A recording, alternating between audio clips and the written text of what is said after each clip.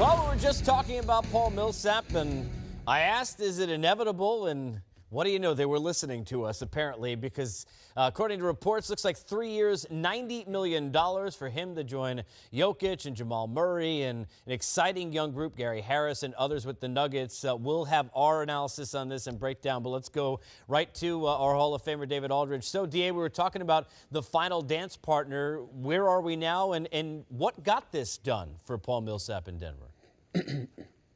Well, look, we talked about this for the last couple of days.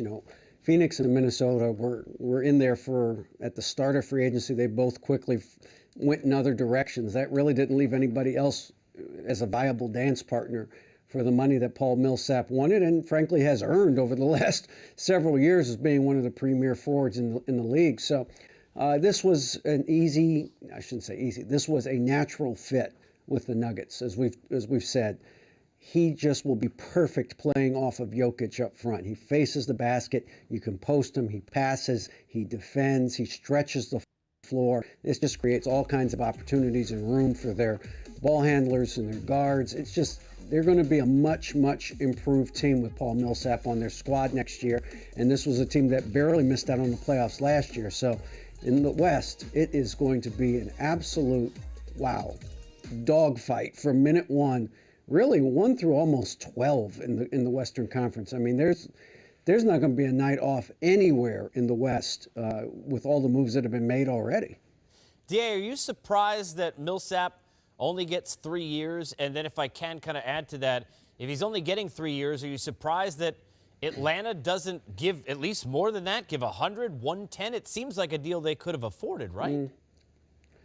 Well, they could have afforded it, but they said very frankly and openly that they weren't going to give him the max. And really, if you're Paul Millsap, the only reason you'd stay in Atlanta is to get the max. I mean, that is not a championship caliber contending team. Not to say that Denver is, but Denver's going to pay you more. $30 million a year is more than Atlanta is going to feel comfortable paying you. So there really wasn't. There's no reason for Atlanta to do it. I think they're in rebuild mode. It's clear that they have a new GM now, and they want to go in a new direction and build a team around Dennis Schroeder, and that's okay. That's a plan. From their standpoint, I don't think it's not throwing good money after bad, but it's not going to get you anywhere by throwing a lot of money at Paul Millsap. DA, appreciate it. Hang tight by the phone. The next name I mentioned to you, they'll sign within 30 seconds, so hang tight. Stu, let me ask you kind of same question. We knew Kyle Lowry, the 3-year deal made sense, right? Because they didn't want to give him at his age a 5-year deal, and Kyle Lowry wanted the annual value to be higher. That was a match. Are you surprised that with the player Millsap is, at his age, he doesn't get more than 3 years? A bit I am, but at the same time, the trend has really been during this free agent season. The teams are making the statement that they don't want to sign guys to longer-term deals when they don't have to. At $30 million a year, I think it's an appropriate number for Millsap, albeit that the years aren't as long. But listen, I mean, for Millsap, you take the money because you're going to a team that you seemingly think you have a great fit for. Right now, if you look at the Denver Nuggets, you have to pencil them in as a playoff team versus last year missing it by a game. I'm just excited about this signing, and I don't get excited about a lot of free agent signings. And I'm just excited about the Nuggets, as I'm sure their fans are. I mean, just given what they've done here over the last month with trading for, Trey Lyles and, getting Tyler Lyon in the draft, Monte Morris, and now Millsap to go with their existing group of good young players. I mean, you got to understand, this is a very exciting signing. And Millsap has to be excited. Yeah. He gets to go in. It's a perfect fit from a playing standpoint because he stretches the floor. He can play with one of the best big men in the league, and this is a good deal all the way around. I love it. I'm with Stu. I'm excited. I mean, I thought Denver so far has had the best offseason. When we just talked about it when they added Millsap. And my reason is you have guys that can pass the basketball, high basketball IQ. I think Coach Malone has done a fantastic job. And then the young guys, the potential of Murray, Harris, Beasley. You have some guys that know how to play. And then the draft picks, they're not high draft picks, but they're draft picks that can play. Monte Morris could start. I mean, this is a kid that really knows how to run a show. He can win. He's a winner. And Tyler Lydon is one of those guys that can play the stretch four. He can play a little bit of five, knows how to play. This is a high basketball IQ team that can defend, shoot, and pass, and unselfish. As we go to our capologist, Eric Pincus, also, they've got some options, right? They've got different things. Where are we with Gallo possibilities? And how about, look, some of the contracts that they can move off of their roster? Well, that's the key. If they want to keep Gallinari at this point, they got to move.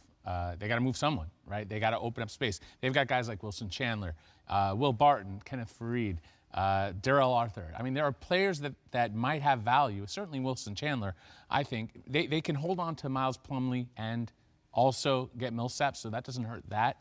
But it does get in the way of Gallinari. So they have a little bit of creativity ahead of them if they want to make that happen. And that's up to Gallinari, of course. He's got interest. I know with the Clippers, they don't have cap room, but there are teams around there happy to get a nice stretch four.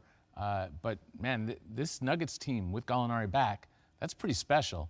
Find a way to make a move. There are teams like, for instance, the Hawks, right?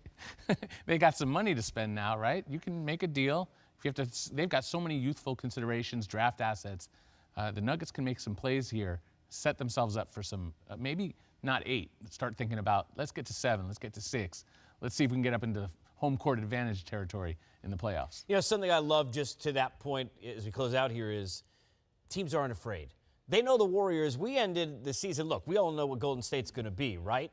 But everybody ended the season like, okay, well, talk to me in 4 years. The West is not afraid. Look how many teams, Minnesota and Denver and Houston, teams are jumping in, Stu, to try and see what they can do to challenge Golden State. Without question, it's become an arms race. There's no question in the Western Conference. And the shift, if the balance of power were starting to end up in something that had parity, given this free agent season in the draft, it has shifted completely back to the Western Conference. And that's just put more pressure on teams to act and react. I'm of the mind, though, that I don't think that you can build your team to try and match what the Golden State Warriors are. You've got to try to come up with a different angle in terms of how you play that maybe is counterintuitive to matching what the Golden State Warriors do and try to beat them a different way. But listen, with this Denver Nugget team, at least they've got a roster of guys that can pass and cut and shoot the basketball, and they're going to feature a big guy right at the heart of one of Golden State's weaknesses at the center position. Because Jokic, I do believe in the next 5 years will be a multi-all-star player potentially, and with the guys that they now have around them, I mean, who knows? Smitty, just quickly here, as a Hawk through and through, is tough seeing what's going on right now with where they're at? Yeah, it is, because just a few years ago, they had 60 wins, and you start saying, well, if they add a piece here and there, this team has a chance to maybe compete with the Cleveland Cavaliers. And now you fast forward to now, and you look at it, no Al Horford, no Teague, no Millsap, no Corvert. Those are the 4 All-Stars, and now you're looking at they're in rebuild mode.